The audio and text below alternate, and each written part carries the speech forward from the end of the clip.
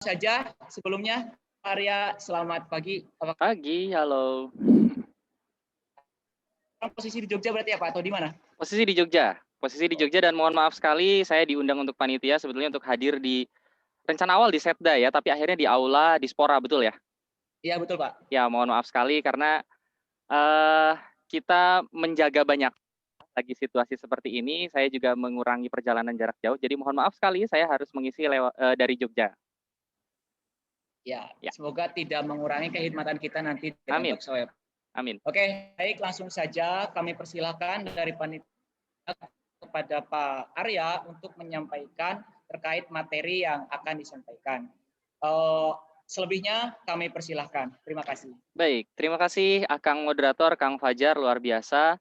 Yang terhormat Ibu Wali Kota Banjar, Bapak Wali Kota Banjar, dan Bapak Kepala Pendidikan Pemuda dan Olahraga, Pemuda, Olahraga, dan Pariwisata, betul ya, Kota Banjar yang saya hormati, yang saya banggakan dan yang saya cintai, teman-teman dari Aliansi Mahasiswa dan Pelajar ya, Kota Banjar, dan adik-adik dari siswa SMA, SMK, MA, di wilayah Kota Banjar atau barangkali masyarakat Kota Banjar secara luas yang saya cintai dan saya banggakan.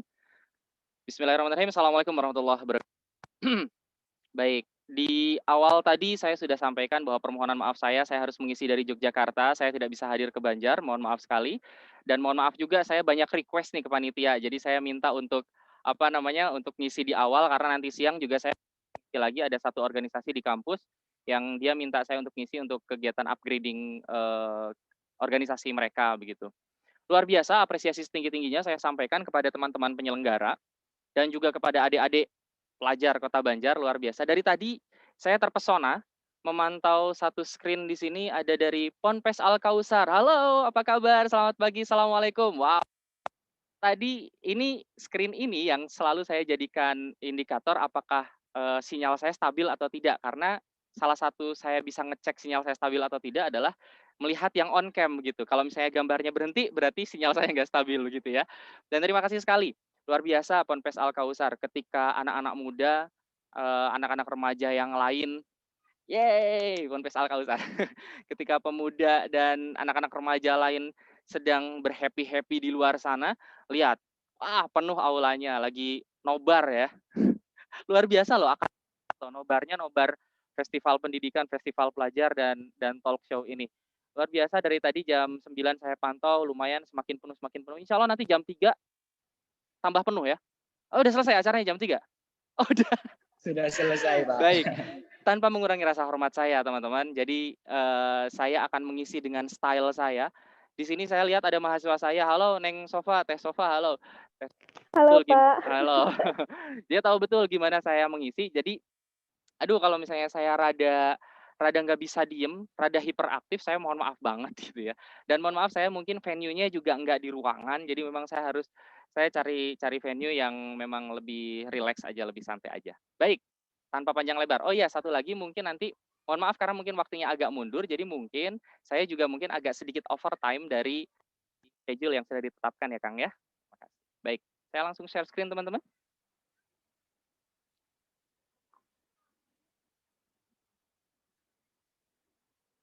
Bentar. Oh.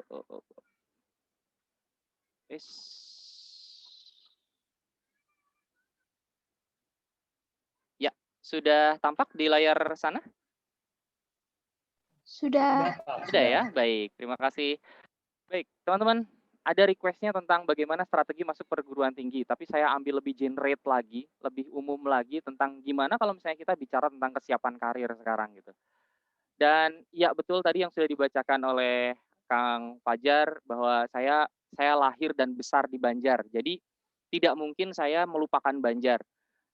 Bagaimanapun meskipun sekarang saya berkiprah dan berdomisili dan barangkali akan berkarir di Yogyakarta, tapi tidak akan melupakan Banjar.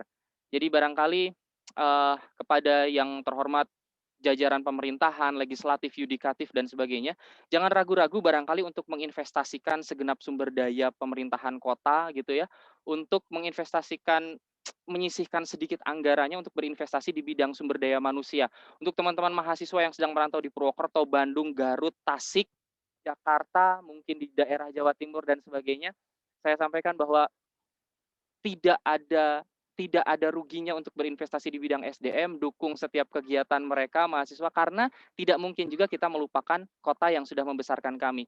Kita ingat bahwa Bapak Presiden Joko Widodo itu sekarang sudah di RI 1, tapi Solo tidak akan pernah kehilangan Bapak Joko Widodo. Begitu juga dengan Ibu Risma tidak akan melupakan Surabayanya. Bahkan mohon maaf, Barack Obama yang barangkali hanya tinggal sebentar di Indonesia hanya karena sate and rendang gitu, kemudian Indonesia merasa menjadi satu kebanggaan tersendiri karena Barack Obama pernah tinggal di sini. Jadi jangan pernah ragu-ragu, ayo dukung adik-adik kita yang sedang merantau di luar sana dengan segala macam dukungan baik moral maupun material begitu ya Bapak, Ibu. Semoga ini didengar dan direalisasikan tentunya ya. Baik, teman-teman tentang kesiapan karir. Izin saya akan menyampaikan dulu gambaran ilustrasi mengenai bagaimana kondisi statistik pendidikan tinggi di Indonesia begitu ya. Sebelum kita masuk bagaimana kemudian kita mampu mempersiapkan perencanaan karir kita di masa yang akan datang. Jadi ada namanya pasti kasar nih, tapi mohon maaf survei ini baru yang saya dapatkan statistiknya baru di tahun 2019. Di tahun 2020 saya search sedemikian rupa belum ketemu. Jadi ini 2019 memang sih teman-teman, dari tahun ke tahun apresiasi animo masyarakat Indonesia terutama untuk usia 19 sampai 23 tahun itu memang meningkat dari tahun ke tahun untuk masuk ke pendidikan tinggi. Terakhir 2019 35,69%. Tapi 35,69% ini dari jumlah seluruh penduduk di Indonesia yang berusia 19 sampai 23 tahun. Meningkat sih dari tahun ke tahun, tapi kita tidak bisa katakan bahwa ini adalah angka yang tinggi gitu ya. Partisipasi yang tinggi ya.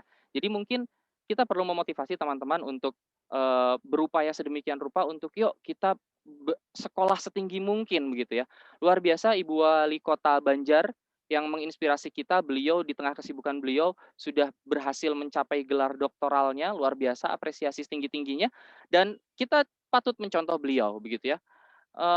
Yuk kita tingkatkan lagi angka partisipasi kasar nasional kita untuk bisa studi lanjut. Saya bilang kayak gini, tidak ada yang pernah rugi sekolah tinggi teman-teman ya, bahwa semakin tinggi ilmu yang kita miliki, semakin tinggi sekolah kita, semakin banyak ilmu yang kita miliki, justru hidup kita tuh semakin ringan, bukan semakin berat begitu ya.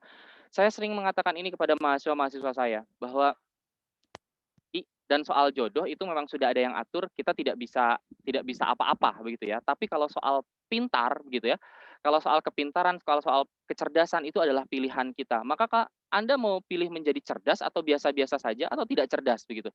Maka yuk kita tingkatkan lagi. Saya bukan salah kamu kalau kamu memang hidup mohon maaf dengan perekonomian yang terbatas, tapi betul-betul menjadi salah kamu kalau misalnya kamu hidup dalam kebodohan. Yuk kita mulai memotivasi diri kita untuk terus studi lanjut sampai tingkat yang setinggi-tingginya. Dan oke, kenapa kok cuma 35,6% ya? Padahal kalau kita bandingkan negara-negara di ASEAN nih teman-teman ya, Indonesia tuh punya 3.000 perguruan tinggi, gila. 3.000 perguruan tinggi, banyak banget. Dibandingkan dengan Malaysia aja yang hanya 488 perguruan tinggi, Indonesia punya 3.000. Jadi sebetulnya kesempatan untuk sekolah tinggi itu besar di sini gitu ya. Disusul Filipina lah ya, Filipina 2.200-an, kemudian luar Singapura hanya 19 perguruan tinggi. Iya sih, negaranya kecil, tapi 19 perguruan tinggi itu bisa mencetak sumber daya manusia Singapura menjadi pelajar dan mahasiswa yang cukup berprestasi di kancah dunia bahkan kalau saya bilang gitu ya. Dan kita lihat di sini. Nah, masalahnya adalah oke lah kita lihat new entrant atau mahasiswa baru di tahun 2019 itu sekitar 2 jutaan orang. Tapi angka drop out-nya itu hampir 50%-nya loh. 33% itu drop out gitu. Nah, dari statistik ini teman-teman saya ingin tunjukkan fenomena. Maka sekarang diskusi kita, teman-teman sorry ya, sebelumnya saya potong. Kalau misalnya ternyata suara saya nge-lag atau gambar saya nge-lag, mungkin dari panitia bisa langsung cut saja ya. Oke? Siap Pak, siap. Oke, kalau misalnya sampai potong-potong suaranya. Baik, jadi gini. Hampir 50% drop out. Banyak sih faktor yang menyebabkan mahasiswa drop out itu, tapi kebanyakan dari hasil survei karena memang expertise saya, bidang keahlian saya memang di karir. Jadi banyak riset saya arahkan memang ke riset-riset penelitian-penelitian karir. Nah, kebanyakan karena memang mereka tidak punya career planning yang bagus ketika mereka mengambil keputusan karir. Sehingga di tengah perjalanan mereka menjalankan karir tersebut, mereka gagal. Oke, jadi lebih baik diskusi kita pagi hari ini lebih seksi kalau misalnya kita bicara, lalu gimana nih career preparedness, career readiness-nya yang biar kamu tidak salah mengambil keputusan karir gitu ya. Dan ini ada data lagi, dan sekitar 60%-an itu ternyata cewek-cewek lebih banyak lulus daripada pria. Mungkin karena pertimbangan kalau misalnya cowok-cowok tengah perjalanan, ini nggak tahu nih teman-teman KPM BPJ ini yang mungkin mahasiswa abadi dan menua bersama para dosen di kampus. Mohon segera tobatan nasuha ya.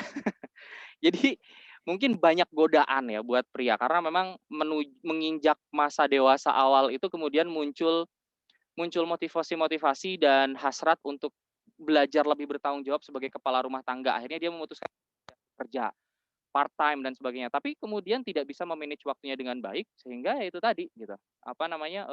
Kuliahnya terbengkalai. 60% cewek itu lebih banyak lulus karena cewek pun kalau misalnya mohon maaf di perguruan tinggi kan mengandung, hamil, menikah dan sebagainya diperbolehkan untuk tetap kuliah gitu. Disilahkan aja. Jadi mungkin angka statistik itu salah satu faktor kenapa cewek itu lebih banyak lulus daripada cowok-cowok. Oke. Nah, kita bicara tentang gimana nih masuk perguruan tinggi, teman-teman. Oke, jadi 13 saya sudah jadi dosen. Kita udah pengalaman di bagaimana menseleksi mahasiswa baru dan sebagainya. Sebenarnya nih ya, kekhawatiran tentang, "Aduh jangan-jangan saya nggak diterima di perguruan tinggi," itu tuh sebetulnya nggak perlu terjadi tuh, kayak gitu tuh ya. Tidak perlu khawatir kamu nggak bisa diterima di perguruan tinggi. Karena apa? Tes, seleksi masuk di perguruan rata-rata basic banget. Jadi cuman bicara tentang tes potensi akademik, tahu dong tes potensi akademik itu cuman basic basic knowledge aja. Jadi mengukur apakah kemampuan dasar kita tuh cocok sama karakteristik jurusan yang diambil atau enggak. Jadi misalnya gini, anak sipil misalnya, anak sipil tuh dia karakteristiknya apakah dia kuat di hitungan atau enggak. Kemudian ya itu aritmatiknya kuat atau spasialnya atau kemampuan mengukur dimensi bangunan dan sebagainya bagus atau enggak. Jadi rata-rata emang kebanyakan tes potensi akademik tuh berisi tentang bagian kecil dari psikotes sebetulnya. Jadi tidak sampai menjurus ke pertanyaan-pertanyaan apa itu hubungan internasional, apa itu sipil, apa itu psikologi. Enggak masuk ke situ. Kecuali kalau buat kalian nih, buat teman-teman mahasiswa sekarang, yang besok mau lanjut ke S2, ke magister, baru nanti ditanya spesifik tentang knowledge kamu di jurusan yang sedang kamu ambil sekarang. Rata-rata memang menjadi sangat perjuangan buat mau ambil S2, tapi dia nggak linear sama S1-nya. Jadi memang dia harus belajar banyak tentang studi yang ada di S2 itu apa gitu. Tapi kalau buat S1, buat masuk program undergraduate ya, diploma and bachelor, sarjana sama diploma, itu saya pikir nggak perlu ada yang dikhawatirkan. Tesnya standar kok gitu-gitu aja gitu ya. Dan yang kedua, apakah kita memiliki potensi untuk mampu survive, itu juga di perguruan tinggi. Jangan sampai kita terima mahasiswa, tapi kita udah bisa mengukur, wah dia orangnya gampang give up nih, dia gampang menyerah nih gitu. Ya percuma juga diterusin karena S1 itu kurang lebihnya masa studi normalnya tuh 4 tahun ya, bisa 3,5 tahun, bisa lebih cepat. 4 tahun dengan batas toleransi waktunya itu sekitar 7 tahun ya, 14 semester. Buat kalian mahasiswa abadi, jangan kemudian merasa, aman, 14 semester, saya baru semester 10 gitu. Aduh jangan, kasihan orang tua kalian, membiayai kalian. Mungkin duit yang kalian dapetin dari itu nggak seberapa, tahu nggak sih, daripada kemudian uang yang harus dikeluarkan oleh orang tua kalian untuk bayar SPP tetap, SPP variabel, dan sebagainya. Jadi sekali lagi, bolehlah kamu punya pengalaman magang, pengalaman kerja, tapi tetap fokus pada studi kamu, karena memang tujuan utama kamu datang ke Jogja, datang ke Tasik, Bandung, Garut, dan sebagainya, karena buat studi, bukan buat kerja gitu ya. Dan buat cari jodoh kali. Dan nanti bakalan ada pertanyaan ketika masuk ke perguruan tinggi itu, dan pertanyaannya juga masih umum-umum aja sekitar bagaimana motivasi kamu, ketahanan stres kerja. Ini buat kalian juga, mungkin nggak semua pelajar Kota Banjar yang mungkin berencana untuk lanjut studi ya. Ini juga materi ini juga bermanfaat kalian yang mau persiapan kerja juga. Kurang lebih pertanyaan umum interview itu kayak gini. Bagaimana ketahanan stres kerja atau bagaimana ketahanan stres ketika studi, inisiatifnya, sikap self confidence-nya, kemudian kemampuan berpikir analitis. Kita tahu bahwa sekarang kan lagi dicanangkan banget HOTS ya, higher order thinking skills. Karena salah satu tuntutan dari revolusi industri 4.0 yang sekarang katanya udah mau dicetuskan lagi 5.0, gila. Ini revolusi industri berkembang terus serinya kayak iPhone sama Samsung. Jadi higher order thinking skill, bagaimana kemudian kita mampu memecahkan masalah dengan kompleksitas yang tinggi dan dengan variabel permasalahan yang tinggi gitu ya. Bagaimana kemudian kita dituntut untuk bisa punya kemampuan multi talent dan multitasking dan sebagainya. Oke. Kemudian achievement ditanya juga apa aja prestasi yang udah kamu raih, kemudian aspirasi dirinya bagaimana, kelemahan dirinya juga kadang-kadang ditanya gitu. Kamu lemah di bidang apa? Tingkat sosialisasinya gimana, cara kamu bersosialisasi, cara kamu beramah tamah dengan yang lain dan seterusnya. Kemandirian, ya, independensi, kemudian leadership-nya juga ditanya dan seterusnya. Jadi saya bilang teman-teman, apply is no matter. Jadi masuk ke perguruan tinggi itu nggak masalah lah, nggak masalah, ya, nggak ada yang disulitkan, ya. Tapi yang terpenting adalah kamu tanggung jawab nggak dalam mengambil keputusan ketika kamu milih satu program studi, ketika kamu milih satu tujuan kota untuk studi lanjut, ketika kamu milih satu milih satu jurusan, milih satu fakultas, kamu tanggung jawab nggak di sana gitu? Atau jangan-jangan hanya asal diterima aja? Atau jangan-jangan hanya asal ikut-ikutan teman aja? Udah hopeless, udah putus asa dan sebagainya, udahlah ambillah yang ada daripada nggak kuliah dan sebagainya. Ini yang nggak boleh nih gitu, karena ini yang akan menyebabkan kegagalan studi tadi ya. Hampir 50%, 33% diambil ketika ngambil keputusan program studi, dia tidak didasari oleh apa ya, analytical decision making gitu. Jadi dia nggak diambil dari tidak diperhitungkan dari sisi itunya. Jadi mendingan kita sekarang lebih seksi kalau bicara tentang, kan saya yakin nih Kota Banjar, halo adik-adik SMA, SMK, MA, fenomena-fenomena ini selalu terjadi setiap tahun, di mana konflik antara orang tua dan anak tuh selalu terjadi ketika, kamu ngambil jurusan ini, anaknya nggak mau gitu. Atau anaknya kekeh pengen ngambil jurusan ini, nggak disetujui sama orang tuanya. Kemudian juga itu tadi ya, belum ada inspirasi, belum ada gambaran mau masuk jurusan apa gitu. Kemudian mau masuk jurusan ini tapi nggak yakin apakah kemampuannya mampu atau enggak di situ. Atau yang paling besar nih, mau masuk ke sebuah jurusan tapi nggak ngerti sebenarnya destinasi dari jurusan ini tuh apa, profile dari jurusan ini tuh apa, ini yang paling banyak juga gitu ya. Jadi asal ambil aja planologi, perencanaan wilayah kota, nggak tahu gitu planologi itu besok mau jadi apa sih. Jadi nggak dipelajari dulu gitu tentang jurusan sama program studinya. Nah ini yang lebih, jangan sampai teman-teman kalian masuk ke labirin keputusan. Tahu dong labirin? Labirin tuh kayak semacam jalan yang berliku-liku, belok-belok, nggak tahu jalan keluarnya kemana. Nah, studi juga kayak gitu. Oke, studi lanjut juga kayak gitu. Kalau misalnya kamu udah terlanjur masuk ngambil sebuah keputusan, tapi kamu nggak pernah tahu jalan keluarnya di mana, kamu nggak pernah tahu sebenarnya track dan rute-nya gimana dan sebagainya, udah kesasar kamu, berhenti di tengah jalan, gagal di tengah jalan. Oke? Ini analoginya kayak kita lagi nunggu bis nih. Tahu nggak sih reasoning orang mau naik bis kan tahu dong kapan sih waktunya kita mau nyegat bis itu? Bis yang mana yang harus kita ambil? Tujuan bis ini mau kemana nih? Bahkan ketika bis itu sudah berhasil mengantarkan kita sampai ke tujuannya, kita harus tahu kita mau ngapain di tujuan itu gitu. Ya, kita mau ngapain di tujuan itu. Studi juga kayak gitu kan gitu. Studi juga kayak gitu gitu. Kapan waktu yang tepat kita untuk ngambil studi? Secepat mungkin, lebih cepat lebih baik gitu ya.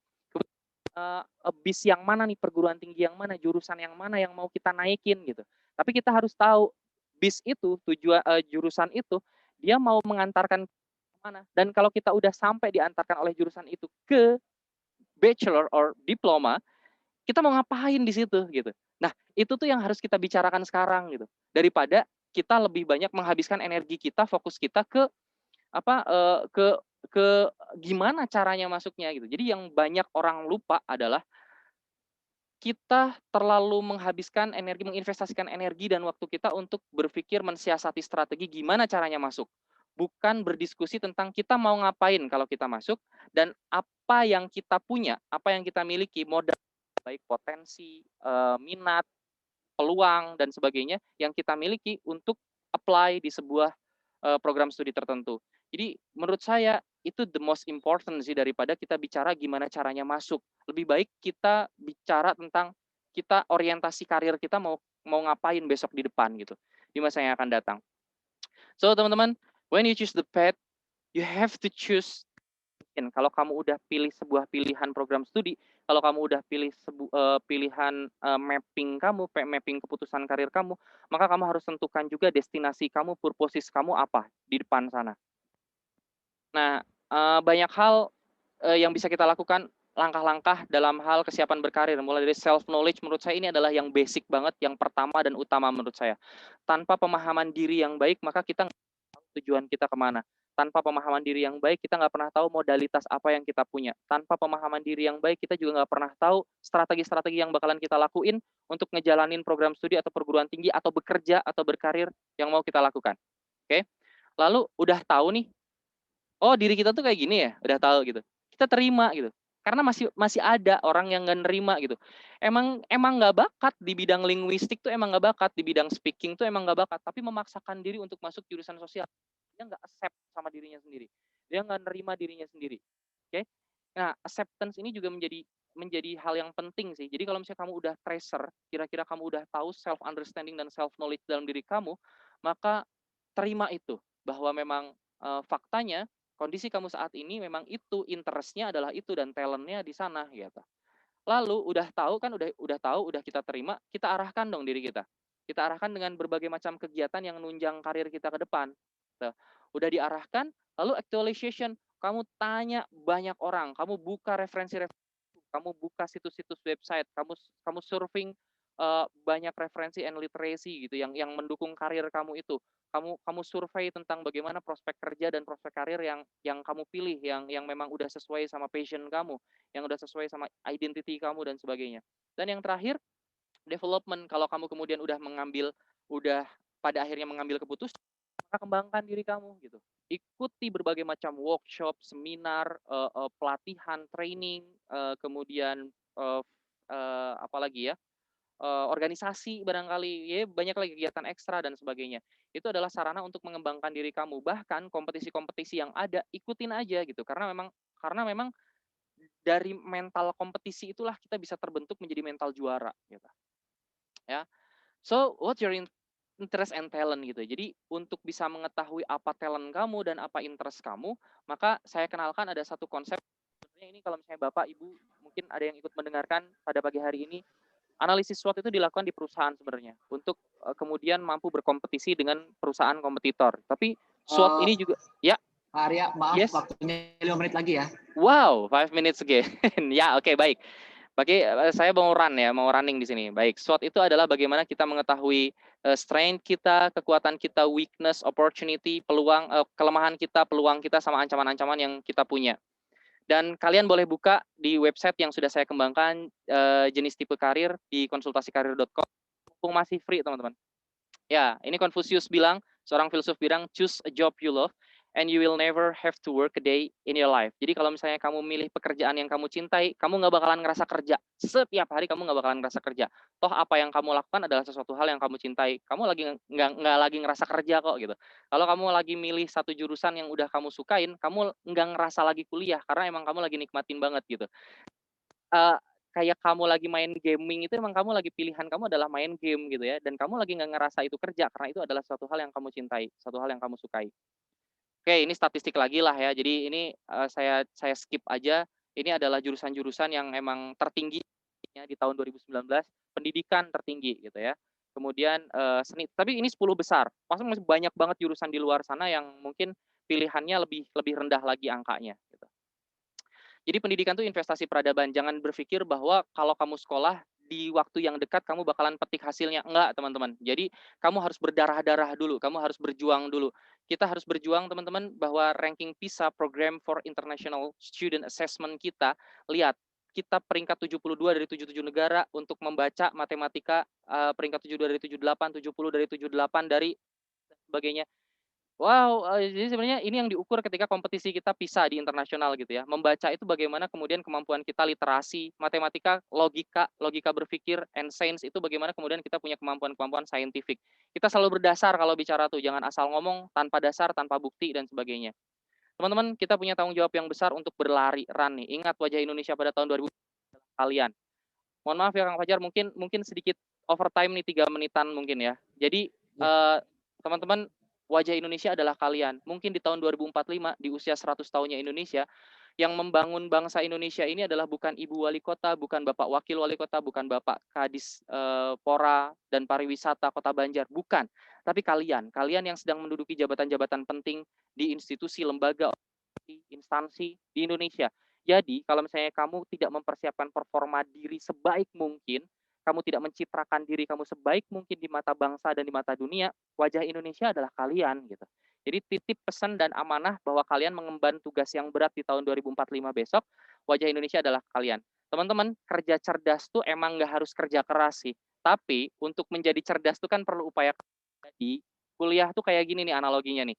Kalau misalnya ada pilihan nih 10.000, kamu dapat gaji 10.000, ditawarkan. Ada 2 perusahaan yang menawarkan kamu. Satu, perusahaan pertama cuma nawarin kamu gaji pertama, kontraknya cuma 2 tahun, cuma 10.000, dan perusahaan kedua gaji pertamanya 10 juta. Kang Fajar kira-kira pilih perusahaan pertama atau kedua, Kang? 10.000 atau 10 juta, Kang, gajinya, Kang? Yang 10 juta 10 tentunya, juta Pak. lah, realistis. Lihat, di bulan ke-7 aja kamu udah punya tabungan 70 juta. Tapi kita lihat di tahun kedua, mana hasilnya yang paling banyak. Karena memang komitmennya adalah yang gaji 10.000 itu sekarang gajinya 10.000 dulu ya, tapi tiap bulan kita tingkatin 2 kali lipat, tiap bulan 2 kali lipat lagi, 2 kali lipat lagi. Lihat, hasil terbanyaknya adalah gaji yang pertamanya 10.000. Teman-teman, jangan pernah insecure, jangan pernah berunderestimate, berburuk sangka kalian sendiri, jangan pernah tidak merasa percaya diri ya. Dengan kapasitas kalian, aduh saya mah cuma lulusan SMA, SMK yang di daerah desa dan sebagainya. Jangan. Wah, bakalan kalah nih sama lulusan-lulusan yang SMA negeri. Wah, jangan kalah nih, kalah sama orang-orang Bandung, Jakarta, dan sebagainya. Jangan. Karena mungkin modalitas yang kamu punya dikit. Tapi kalau kamu punya komitmen untuk meningkatkan dan mengakselerasi kemampuan kamu, melipat gandakan kemampuan kamu dari waktu ke waktu, dan itu dilakukan secara konsisten, kamu bakalan sukses lebih banyak daripada orang yang cuma stuck 10 juta, flat 10 juta sampai akhir. Hasilnya bakalan banyak kamu kalau misalnya kamu punya komitmen untuk meningkatkan kemampuan kamu 2 kali lipat dari waktu ke waktu. Teman-teman, no elevator to success, teman-teman. Nggak ada tangga berjalan yang cuman kamu berdiri doang, diem doang, tiba-tiba kamu nyampe ke atas, nggak ada. You have to stepping stairs by stairs. Kamu harus menapaki anak tangga satu demi satu demi satu. Melelahkan, membosankan, berdarah-darah, capek, menyedihkan, dan sebagainya. Tapi kalau kamu lakukan itu dengan benar, kamu akan berhasil, teman-teman ya. Dan ini kata Amitabh Bachchan, halo pecinta Bollywood, change is of life, but challenge is the future of life. So challenge the change, never change the challenge. Jadi perubahan itu alami, teman-teman, dalam kehidupan, ya. Tapi tantangan itu adalah masa depan kamu. Pernah kamu kalau bisa kamu tantang aja perubahan itu. Jangan pernah kamu mencoba untuk merubah tantangan, mensiasati tantangan, ngakal-ngakalin tantangan. Nggak usah, hadapi aja tantangan. Ya, tantang aja itu tantangan-tantangan dan perubahan-perubahan itu. Maka kamu akan berhasil. Dan itu aja, Kang Fajar. Aduh, luar biasa. Lari-larian ya. Yang bisa saya sampaikan, karena masih ada sesi tanya. Iya, Pak, betul. Ya, oke. Jadi Ini setelah dia. nanti kita ada sesi diskusi itu, Oh, tanya sesi jawab. diskusi. Baik, oke, silahkan. Terima kasih. Itu yang bisa saya sampaikan. Oke. Ya, Oke, silahkan. terima kasih. Sangat luar biasa yang disampaikan oleh. Oh, sebentar. Nah, ya, jadi itu tadi yang disampaikan oleh Pak Arya sangat luar biasa, sangat memotivasi kita tentunya untuk lebih baik lagi ke depannya itu.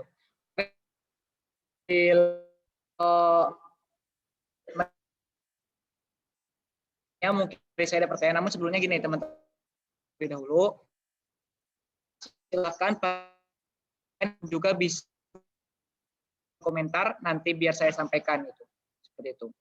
Oke, Pak Arya, menunggu terkait pilih jurusan dan perguruan tinggi itu. Sorry Kang, suaranya putus-putus di tempat saya. Gimana? Halo Pak. Oke. Sorry, koneksinya saya baru keluar. Ya, oke. Gimana Kang? Jadi gini Pak, jadi yang saya itu bagaimana sih cara meyakinkan terhadap diri sendiri agar kita itu yakin terhadap pilihan kita, nggak pindah ke lain hati itu. Karena terkadang kita itu kalau udah mau finalisasi, kok bingung gitu Bang. Pak, jadi milih yang mana itu dari bagaimana cara meyakinkan diri untuk hal tersebut agar bisa mendapatkan pilihan yang terbaik nantinya itu. Oke, baik. Memilih, ya, tadi saya sempat sampaikan tentang SWOT ya, tentang self SWOT, tentang SWOT diri, tentang bagaimana kemudian kita mengidentifikasi apa kelebihan kita, kelemahan kita, opportunity, peluang-peluang, sama ancaman-ancaman yang mungkin bakalan ngancem karir kita ke depan. Kalau misalnya kita kalau misalnya kita udah dapetin data kita yang lengkap, yang komprehensif, maka kebanyakan kita nggak akan ragu-ragu untuk mengambil satu keputusan karir. Itu juga yang kita lakukan buat teman-teman yang memutuskan besok untuk berkarir, untuk bekerja ya. Mungkin belum studi, belum ada kesempatan untuk studi, tapi mau bekerja. Personal branding itu penting banget, Kang Fajar. Ya, bagaimana kemudian kita membranding diri kita. Kalau misalnya kita mau, nih ya, saya punya hand sanitizer nih. Saya marketing hand sanitizer. Hand sanitizer ini harus saya sampaikan tentang apa yang paling baik dari hand sanitizer ini. Personal branding juga kayak gitu. Kalau misalnya kita ragu-ragu sama kualitas diri kita sendiri, siapa yang mau membeli kita? Kalau kita ragu-ragu sebagai marketer, kalau kita ragu-ragu sama hand sanitizer kita, siapa yang mau beli hand sanitizer kita gitu? Personal branding penting banget. Untuk mengidentifikasi personal branding itu bagaimana? Lakukan self SWOT. Jadi percaya diri aja tentang berbagai kelebihan, talent, bakat yang kita miliki. Salah satu indikator untuk mengukur bahwa oh kita berbakat nih di bidang ini. Salah satunya gini, kalau kita melakukan sesuatu hal, hasilnya itu selalu bagus. Satu itu indikatornya. Yang kedua, kalau kita melakukan sesuatu hal, kita selalu dapat pujian. Kalau kita melakukan sesuatu hal, kita dapat prestasi dari itu, kita dapat reward dari itu. Jadi kita emang bakat di sana. Kalau minat, ya indikator minat ya, apa yang kita lakukan tuh nyaman. Kita nggak ngerasa capek, kita nggak ngerasa bosan, walaupun itu kita lakukan berkali-kali. Itu minat. Maka teman-teman, itu PR kalian. Temukan apa bakat kamu, temukan apa minat kamu. Terima kasih Pak. Oh ya, tadi teman-teman ada yang mau bertanya.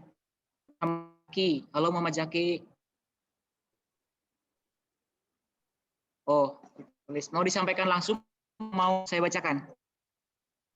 Kayaknya biar enak langsung saja deh. Silahkan bisa langsung di unmute. Oke. Oh, bacakan saja. Pak Muhammad Zaki dari tanya, saya masih bingung sebenarnya kita mengambil jurusan kuliah itu berdasarkan apa yang kita minati, namun belum jelas prospek kerja atau menyesuaikan berdasarkan prospek kerja di lapangan. Seperti itu Pak, mungkin bisa diberikan. Terima kasih. Kalau hanya persoalan kita belum tahu prospek lapangan, itu tuh bisa di riset, itu bisa dicari. Mungkin karena upaya kita belum maksimal aja dalam mencari profil dari jurusan yang mau kita ambil. Jadi soal itu aja, belum berupaya keras untuk bertanya ke sana kemari tentang prospek ke depannya bagaimana. Ingat teman-teman, kita juga harus cerdik membaca bahwa profesi yang ada saat ini bisa jadi itu bukan profesi di masa yang akan datang. Tapi profesi yang ada saat ini itu bisa jadi itu adalah profesi di masa yang akan datang. Kita nggak pernah tahu. 10 tahun lalu kita nggak pernah tahu bahwa YouTuber itu seseksi ini penghasilannya. Kita nggak pernah tahu bahwa itu adalah satu pekerjaan yang menggiurkan ketika dimonetisasi gitu. Nah, luar biasa keberuntungan buat teman-teman yang kemudian belajar ilmu digital, ilmu multimedia, ilmu dan sebagainya, nggak pernah menduga bahwa ternyata game, nggak pernah menduga ternyata ditambah ada situasi corona kayak gini, tambah pekerjaan mereka melimpah kan, gitu. Nah makanya ini juga sama nih, gitu. Ini juga sama, kita harus cerdik juga membaca di masa yang akan datang nih peluang-peluangnya apa aja nih, karakteristik manusianya ke depan bagaimana gitu. Nah makanya kalau misalnya masih bingung, riset dulu aspeknya apa aja. Kalau misalnya itu emang minat kamu. Basic question Kang Fajar, kadang-kadang pertanyaan kayak gini, lebih baik mengutamakan bakat atau mengutamakan minat, gitu ya pertanyaan yang paling ini ya, yang paling banyak ya. Kita punya kepengenan nih, gitu. Kita punya kepengenan, cuman kita nggak bakat-bakat amat di situ gitu. Kalau kepengenan kamu emang kuat, maka saya yakin usaha kamu juga kuat untuk bisa berbakat di situ. Kalau kepengenan kamu kuat, maka usaha kamu juga akan kuat di situ sehingga kamu akan belajar banyak bisa. Daripada menurut saya kemudian prioritasnya adalah lebih baik mengutamakan interest, mengutamakan minat daripada mengutamakan bakat. Karena apa? Kalau kita ambil jurusan yang mengutamakan bakat, tapi kemudian kita nggak minat-minat amat, biasanya kita berhenti di tengah jalan. Karena kita udah bosen kan, kita udah capek, kita udah jenuh gitu. Tapi kalau misalnya kita utamakan minat, kalau kita utamakan interest, maka sesusah apapun, karena kita berminat di situ, maka kita akan berusaha untuk bisa. Gitu Kang Fajar. Oke. Pak, terima kasih. Oh ya, ini ada pertanyaan lagi dari Kiki. Mau disampaikan secara langsung atau saya bacakan?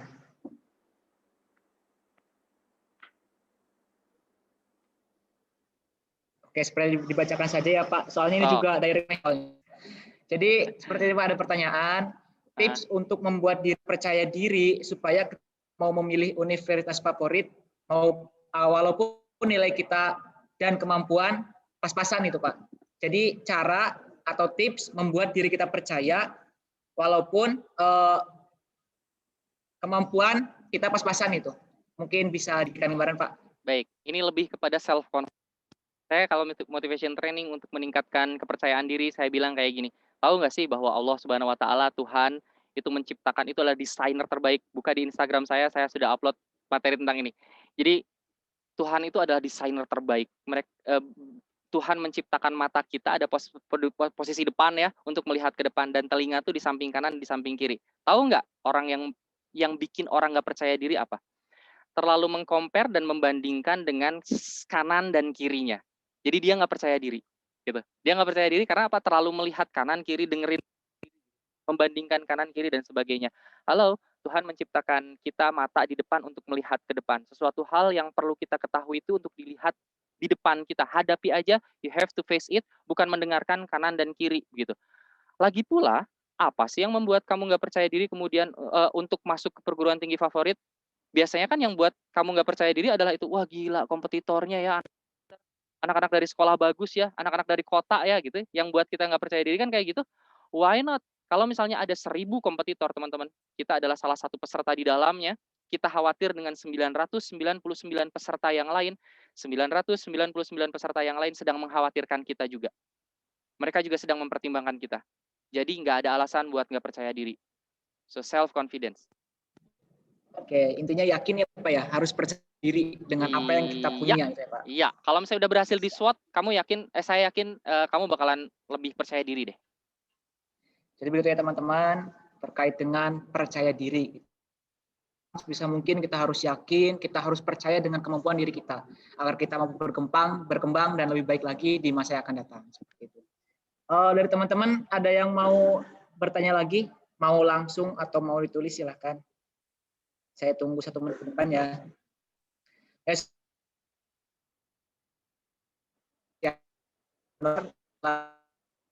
Teman-teman semua untuk bersama-sama di aula mengikuti kegiatan ini. Jadi kami sangat mengapresiasi. Terima kasih.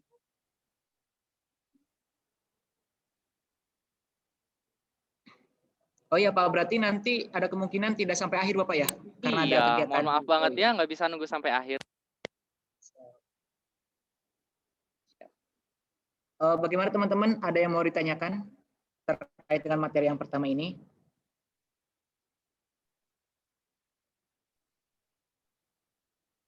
Oke, sudah cukup Pak untuk mungkin karena Bapak tadi tidak bisa sampai akhir, jadi dari kami untuk sekarang menyampaikan closing statement tentang materi kita bukan yang kita diskusikan pada ini terkait dengan tips memilih jurusan perguruan tinggi supaya poin penting dan bisa untuk perkembangan kita selanjutnya. Silakan Pak. Oke, satu hal teman-teman bahwa tadi yang saya sampaikan ya, bahwa berpendidikan itu adalah investasi peradaban. Buat teman-teman yang orang tuanya petani, tahu betul menanam padi itu tidak kemudian 2 hari kemudian dipanen. Pendidikan juga kayak gitu. Pasti nanti akan ada satu titik jenuh, nanti bakalan ada satu titik lelah teman-teman ketika gila capek bayar terus, dikerjain terus sama dosen, suruh nggarap tugas, suruh ujian dan sebagainya, suruh praktikum dan sebagainya.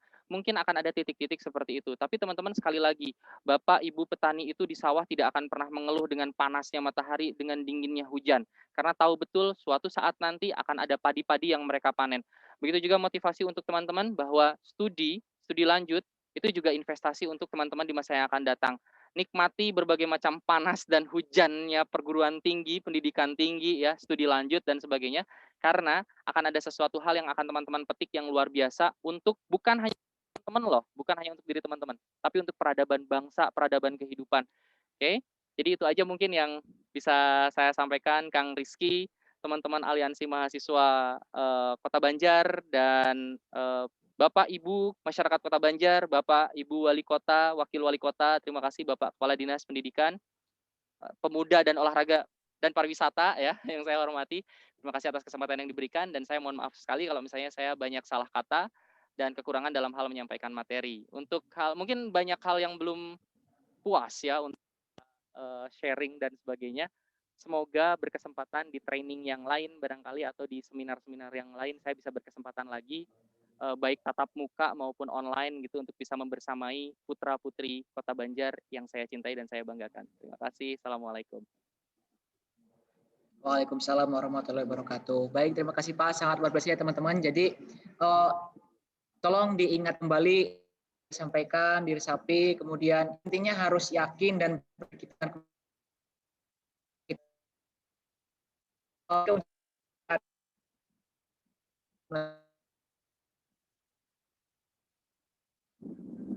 Oke, baik teman-teman. Alhamdulillah untuk pemateri yang pertama telah menyampaikan materinya.